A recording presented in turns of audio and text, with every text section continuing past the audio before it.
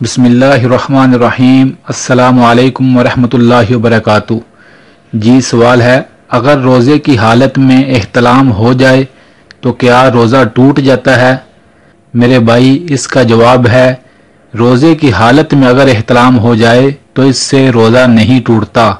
میرے بھائی، احتلام غیر اختیاری چیز ہے، انسان کے بس میں نہیں ہوتا، اس لیے اس سے ذرہ برابر بھی گناہ نہیں ہوتا اور اس سے انسان کے روزے پر بھی ذرہ برابر اثر نہیں پڑتا، روزہ نہیں ٹوٹتا۔ ایک بات ہمیشہ یاد رکھیں، کوئی چیز پیٹ میں جانے سے روزہ ٹوٹتا ہے، کسی چیز کے باہر آنے سے روزہ نہیں ٹوٹتا۔ اگر کسی کو روزے کی حالت میں احتلام ہو جائے تو اسے چاہیے بس غسل کر لے، اس کے روزے پر ذرہ برابر بھی اثر نہیں ہوگا۔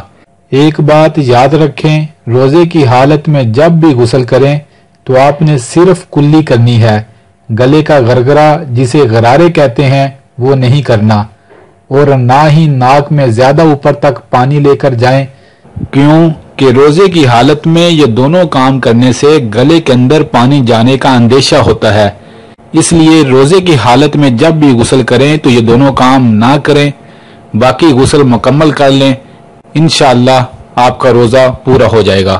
جزاک اللہ۔